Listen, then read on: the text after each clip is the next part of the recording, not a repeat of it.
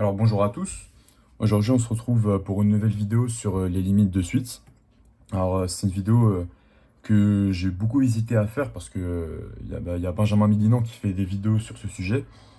Mais j'ai quand même décidé de faire une vidéo dessus parce que c'est une vidéo, enfin c'est un sujet sur lequel les étudiants ont beaucoup de mal. Du coup voilà, on se retrouve dessus. Donc alors là, on va faire un exercice qui est typique qu'on peut avoir en examen. Donc, j'ai pris deux questions de l'exercice 5 du polycopié du chapitre 2. Donc, il faut montrer avec la définition que la suite UN définie ici et VN converge vers 2, avec la définition de la limite. Donc, c'est un exercice qui revient souvent en examen et en partiel et qu'il faut absolument savoir faire. Donc, c'est ce que nous allons faire. On va commencer par UN déjà. Hein. On va montrer que sa limite est 2, enfin qu'elle existe déjà et qu'elle converge vers 2. Donc, avec la définition de la limite, on veut montrer que pour tout epsilon supérieur à 0, il existe un grand N naturel, tel que à partir de ce rang N, c'est-à-dire pour tout N appartenant à N, voilà, non, plutôt, pour tout N supérieur ou égal à grand N, j'ai UN moins 2 plus petit que epsilon. Voilà. Ça c'est ce qu'on veut montrer avec la définition. Donc maintenant, je remplace l'écriture de UN. Donc pour montrer ça, ça équivaut à montrer que 2 racines de n sur racine de n plus 1 moins 2 plus petit que epsilon, pour tout epsilon supérieur à 0. Donc là, ce qu'on peut faire, par exemple, c'est on peut essayer de virer ce dénominateur. Donc ça équivaut à ce que 2, entre parenthèses, racine de n plus 1 moins 2, le tout sur racine de n plus 1 plus petit que epsilon.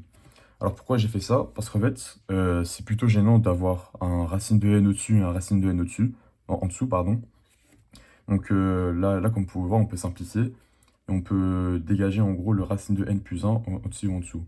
Donc après réduction, ça équivaut à ce que 2 moins 2 racine de n plus 1 moins 2 plus petit que epsilon.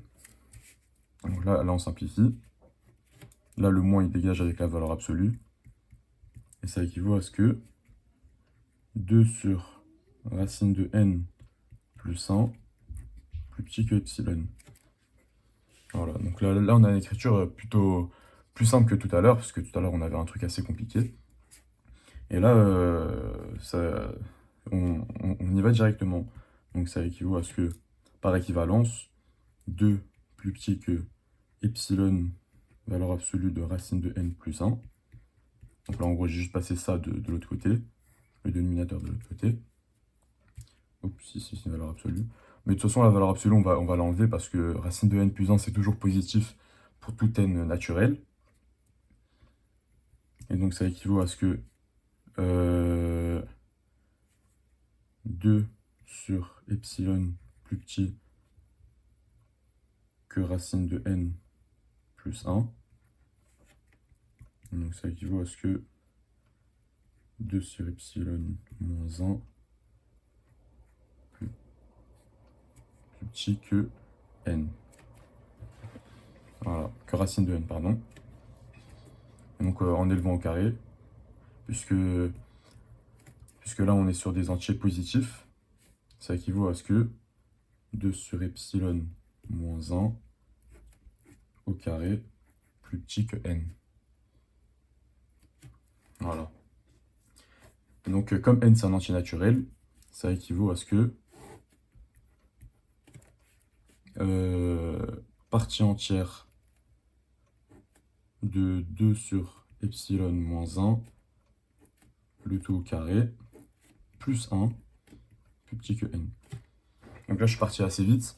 En gros, là j'ai juste joué avec les équivalences. Là, j'ai passé le racine de n plus 1 de l'autre côté. Après, je passe l'epsilon de l'autre côté. Et ensuite, j'isole n. Et ensuite, quand on arrive ici, on passe à la partie entière plus 1, puisque n est un entier naturel. Ici, supérieur ou égal. Donc, ça veut dire que ici, donc je vais terminer ici parce que j'ai la place, en posant pour tout epsilon supérieur à 0, n, le grand N qu'on voulait trouver, et grand N qui est égal à partie entière de 2 sur epsilon moins 1 au carré plus 1, on a bien, alors je réécris la définition, pour tout epsilon supérieur à 0, il existe un grand N appartenant à N, qui est bien celui-là, donc je vais l'encadrer en rouge, celui-là,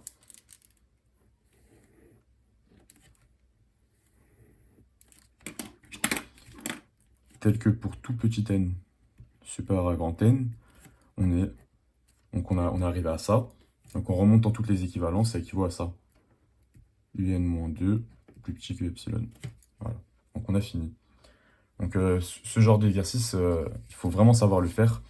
Donc si vous savez faire ça, c'est que normalement vous avez compris. Et si vous n'avez pas compris, vous pouvez revoir la vidéo ou revoir des vidéos de Mélinan. Ça peut être très pratique pour vous. Donc maintenant, on va faire un deuxième exemple avec Vn.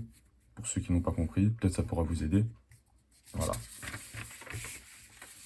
Donc, on va vous montrer. Je refais pareil. C'est la même chose, c'est le même algorithme. Pour tout epsilon supérieur à 0, il existe un grand N appartenant à N, tel que pour tout N supérieur ou égal à grand N, j'ai Vn moins 2, parce qu'on veut montrer que ça tend vers 2, plus petit que epsilon. Donc ça équivaut à ce que Vn il était égal à ln de e carré ln de e carré plus 1 sur n carré.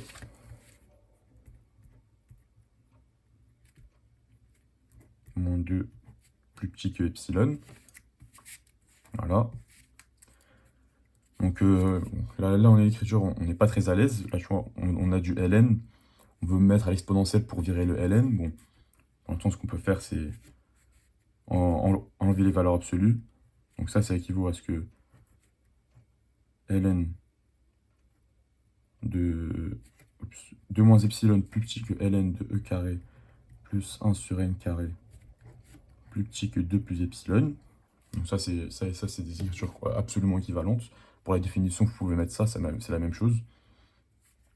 Ensuite, par stricte croissance de l'exponentielle, ça équivaut à ce que exponentielle de 2 moins epsilon plus petit que exponentielle de ln de quelque chose, du coup on va mettre que le quelque chose, plus 1 sur n carré, plus petit que exponentielle de 2 plus epsilon, par stricte croissance de exponentielle sur r. Ça, il faut le mettre sur la copie.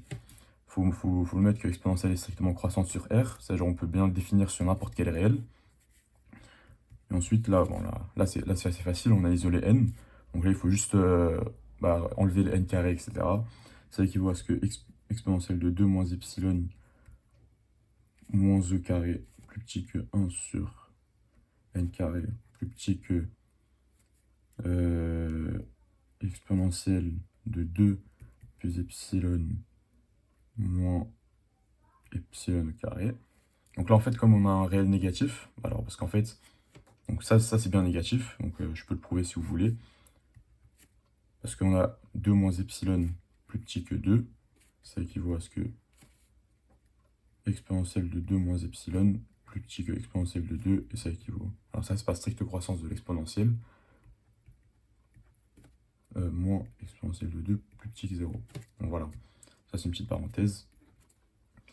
Donc, comme on sait que 1 sur n carré est plus petit que est plus grand que 0, donc ce côté en gros ça c'est toujours vrai, on s'en fout. Donc ça équivaut à ce que 1 sur n carré plus petit que exponentielle de 2 plus epsilon moins exponentielle de 2. Ensuite on passe à l'inverse, 1 sur n plutôt n carré plutôt plus grand que 1 sur exponentielle de 2 plus epsilon moins exponentielle de 2. Et ça, comme on sait que c'est strictement positif, on peut passer à la racine. Ça équivaut à ce que n plus grand que racine de 1 sur exponentielle de 2 plus epsilon moins exponentielle de 2.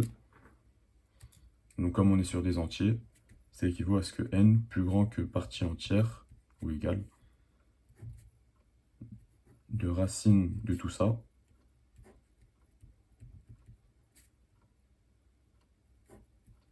oups, je me suis embrouillé, plus 1. Donc voilà, on a fini. Donc ça veut dire que là, je reprends à gauche, en posant grand N égale à tout ça, donc égal à N, bon, je ne vais pas tout réécrire parce que j'ai pas la place, on a bien, pour tout epsilon supérieur à 0, il existe un N appartenant à N, tel que pour tout N supérieur ou égal à grand N, Vn moins 2 plus petit que epsilon. Donc pour récapituler, qu'est-ce que j'ai fait? J'ai posé ce que je voulais montrer. Ensuite, j'ai raisonné par équivalence. J'essaie d'isoler le n. Donc j'essaie d'isoler, j'essaie d'isoler. Donc là, ici, on arrive sur un truc. Bon, le côté gauche, on s'en fout parce que ça, c'est négatif. Et ça, c'est toujours positif. Du coup, on prend en compte que le côté droit. Ensuite, après avoir isolé n, on passe à la partie entière. Parce que n, c'est un entier naturel. On n'oublie pas le plus 1. Et on arrive à ça. Donc voilà, là on a fini du coup. Donc là, je vous ai montré deux exemples de cas qui pourraient tomber en examen. Donc c'est une méthode à connaître. Donc si vous n'avez pas compris, enfin, vous pouvez demander à votre prof. Enfin, moi personnellement, je peux pas vous aider directement. Mais bon voilà, au moins vous avez la méthode. Voilà, bonne journée.